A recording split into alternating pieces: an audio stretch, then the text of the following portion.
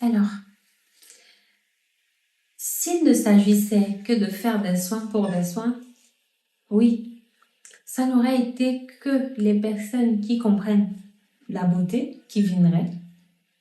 Ça n'aurait été que des personnes qui sont dans des cas extrêmes d'imperfection qui viendraient.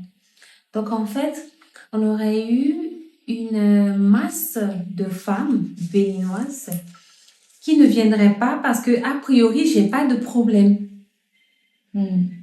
J'ai pas de boutons. J'ai pas de taches. Donc, il n'y a pas de raison d'aller en institut, faire un massage, faire un soin de visage ou faire un massage drainant. Vous comprenez?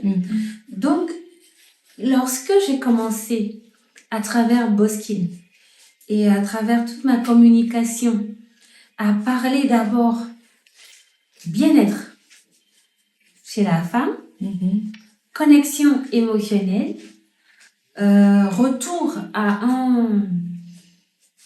un modèle de vie sans maquillage, mais pas en étant terne, en assumant porter du rouge, en assumant dessiner ses yeux, en assumant sortir sans maquillage, parce que derrière ça, quand même, on a mis une petite routine qui nous va bien, qui nous fait du bien. Démaquillage le soir, hydratation, pour se sentir belle, pour se sentir enfin appréciée, parce que ces moments de la routine-là, c'est où? C'est devant un miroir. Et donc, je me regarde, je me mire, et je peux, en ce moment-là, identifier la petite ride qui commence à venir. Parce qu'il y a beaucoup de femmes au Bénin qui n'ont pas de miroir dans leur chambre, hein, Lucie. Je te dis, hein. Et c'est pas des petites femmes, hein. Je dis bien ce que je dis, c'est pas des petites femmes, tu vois un peu, c'est bon travail, bon salaire. C'est pas culturel. De se mirer, de s'admirer, de se dire, oh, I look gorgeous. C'est pas culturel. Donc, moi, ce que je leur dis, mets un miroir dans ta chambre, même un petit miroir, commence d'abord par là. Le fait de te regarder dans ce miroir-là fait que tu t'admires d'abord et tu commences à te connecter à toi et à te regarder.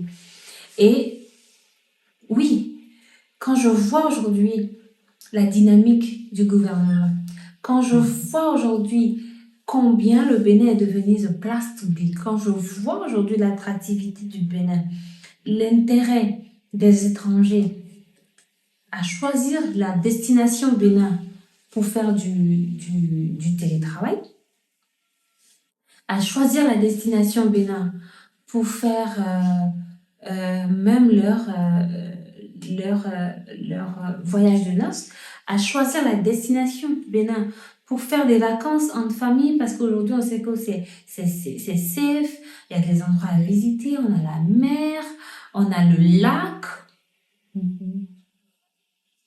Faisons en sorte que quand on vient au Bénin, un peu comme on dit en Guinée, au Mali ou au Sénégal, ah, les femmes béninoises sont belles.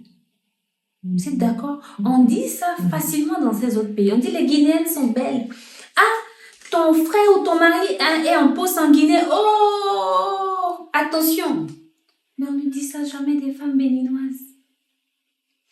Au final, les femmes béninoises vont se demander, mais c'est quoi mes atouts beauté?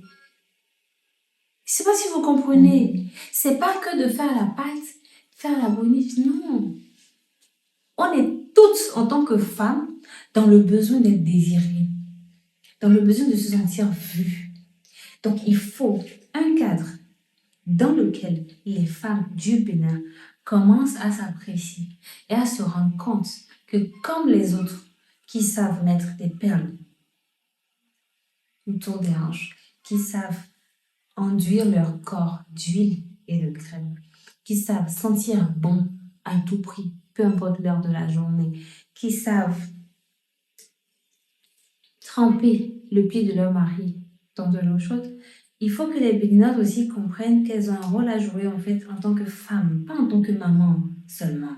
Avant d'être maman, elles sont femmes. Donc en tant que femme, oui, je contribue vraiment à faire en sorte que dans le regard des béninoises, demain, par la grâce de Dieu, on puisse voir des femmes rayonnantes, des femmes qui s'assument, des femmes qui ne sont plus là que pour subir, des femmes qui acceptent que même si je suis dans le c'est pas quelque chose que j'accepte personnellement, mais même si je suis dans le... Tellement je n'accepte pas que je ne connais pas le nom. Quand on est dans un mariage avec deux femmes, c'est quoi? Polygame. Même quand je suis dans la polygamie, je dois être un challenge. Les mandingues, vous voyez, la polygamie, c'est pas du jeu. C'est qui est la plus belle, qui prépare toujours le plus, chez qui va dormir le plus souvent. Parce qu'en fait, elle reste elle reste dans le challenge. Pas parce que c'est le challenge de la polygamie, mais parce que les femmes ont appris d'abord à prendre soin d'elles et à comprendre qu'elles sont d'abord un atout beauté. Mais ici, vous voyez la polygamie, la première femme, elle est éteinte. C'est fini là, il n'y a plus rien pour elle en fait. Et du coup, on est la maman chez qui tout le monde peut aller, simplement, mais elle n'offre plus rien en termes de lumière. Et moi, je voudrais démystifier cela. Je voudrais vraiment que les femmes se sentent belles. Je voudrais que les femmes béninoises à 40 ans se sentent fabuleuses. Qu'elles portent de la couleur.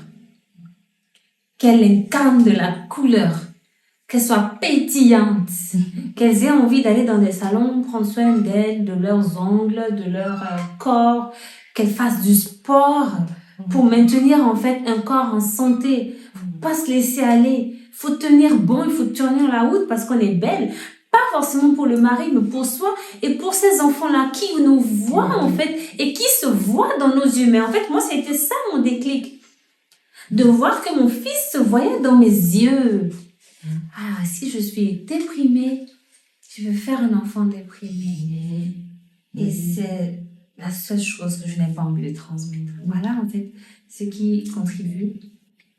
Ma part en tant qu'institut de bien-être d'abord et de beauté dans ce que peut être l'environnement béninois d'aujourd'hui et de demain.